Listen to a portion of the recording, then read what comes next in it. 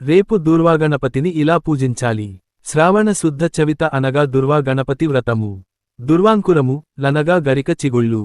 వీటితో గణపతిని పూజిస్తారు. శ్రీ మహాగణపతి యొక్క దుర్వాగణపతి వ్రతము ఈ విధంగా చేయవలెను.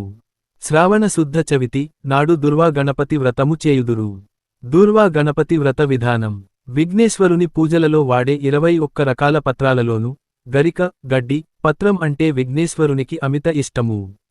గరికతో పూజిస్తాం గనుక ఈ స్వామిని దూర్వాగణపతి అని కూడా పిలుస్తారు.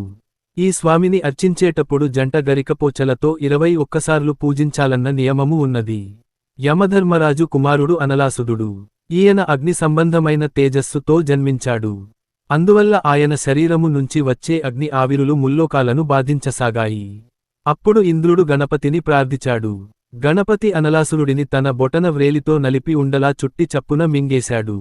అయితే అనలాసురుడు అగ్నిమయుడు అవడం వల్ల విఘ్నేశ్వరుని ఉదరములో అమితమైన వేడి పుట్టింది. దాంతో ఆయన బొజ్జలో విపరీతమైన తాపము పుట్టింది. దేవతలు ఆయన బాధను చూడలేక నీటితోనూ అమృతంతోనూ ఎంత అభిషేకించినా ప్రయోజనం లేకపోయింది. నివారణ కోసము ఈశ్వరుని ప్రార్థించగా అప్పుడు మహేశ్వరుడు జంట గరిక పోచలతో విఘ్నేశ్వరుని పూజింపమని చెప్పెను. సంస్కృతములో గరికను దూర్వలం అంటారు. శివుడు ఇచ్చిన సలహాతో గణపతి తాపము వెంటనే చల్లారిపోయింది. శ్రావణమాసంలో వచ్చే బహుళ చతుర్థి గణపతికి అత్యంత ప్రీతికరమైన రోజు. ఈ రోజున సంకష్టహర చతుర్థి వ్రతాన్ని ఆచరించడం సర్వ విఘ్నహరం. ఈ నామాలు మహా విశేష ఫలప్రదమైనవి. నిరంతరం పఠించిన శుభములు కలుగును. విఘ్నేశ్వరునికి గరిక, గడ్డి, పత్రం అంటే మహాప్రీతి. దూర్వా గణపతి వ్రతన్నాడు స్వామిని 21 రకాల గరికతో పూజించడం వలనే దూర్వా గణపతి అంటారు. ఇంటిలో ఈశాన్య మూలలో స్థలమును శుద్ధిచేసి అలికి బియ్యపు పిండితో గాని రంగుల చూర్ణములతో గాని ముగ్గులు పెట్టి దైవస్థాపన నిమిత్తమై ఒక పీటను వేయాలి.